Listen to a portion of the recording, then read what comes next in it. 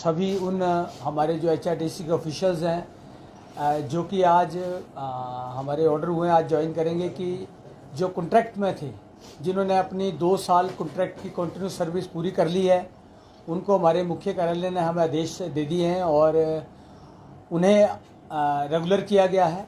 तो जो कॉन्ट्रैक्ट के वर्कर्स जिनकी 2 साल कंटिन्यूस सर्विस हो गई है, वो अब नियमित हो गए हैं।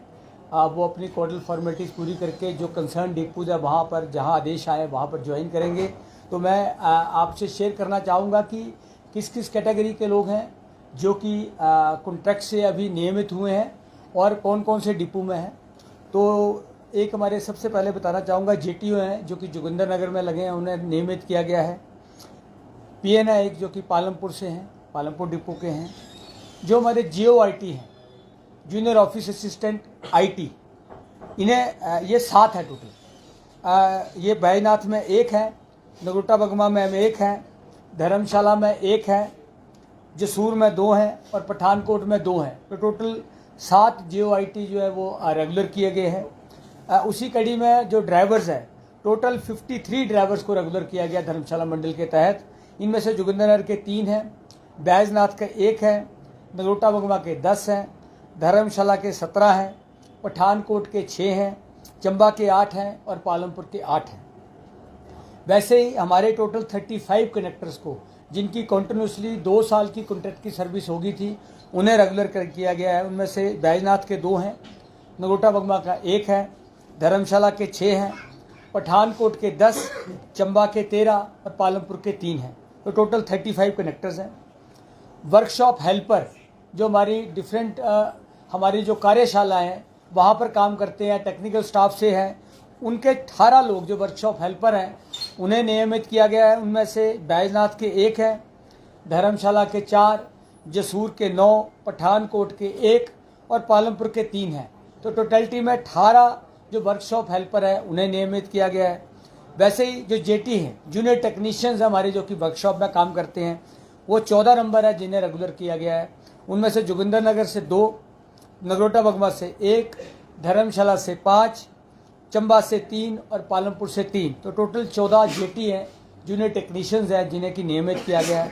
तो टोटलिटी मैं बताना चाहूँगा धर्मशाला मंडल के तहत जहाँ से जोगिंदरनगर से लेके चंबा तक जिसके डिवीज़न में ये डिपोज आते हैं, वहाँ के टोटल 129 लोगों को मुख्य कार्यालय ने हमारे आदेश भेज दिए हैं और 129 एम्प्लॉयज़ जो हमारे जो हैं उन्हें अब 2 साल की कंटिन्यू सर्विस के बाद उन्हें रेगुलर किया गया है। आदेश आ गए हैं, आदेश इशू कर दिए गए हैं और कंसर्न जो अब जितने एम्प्लॉयज़ हैं, क्योंकि जब आदमी रेगुलराइजेशन को आता है तो उन्हें मेडिकल के लिए भी अपना सर्टिफिकेट जो है मेडिकल फिटनेस देनी पड़ती है उस डिपो में। साथ में उन्हें और जो कोडल फॉर्मेलिटीज पूरी करनी पड़ती है, जैसे उन्हें अपना जो है स्थायी निवासी का वो सर्टिफिकेट देना होता है और उनको जो सर्टिफिकेट्स होते हैं कैरेक्टर सर्टिफिकेट का देना होता है और एफिडेविट्स जो होते हैं वो, तो उन सारी कोडल फॉर्मेलिटीज़ को कंप्लीट करने के बाद मुख्य कार्यालय ने इन कर्मचारियों को जो 129 है जिन्हें नियमित किया गया है, अब वो अपनी कोडल फॉर्मेलिटी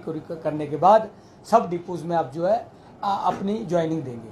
तो मैं फिर से मैनेजमेंट की तरफ से इन सब कर्मचारियों को बधाई देता हूं कि ये अपनी 2 साल की कंटिन्यू सर्विस पूरी करने के बाद अब विभाग द्वारा नियमित किया गया है।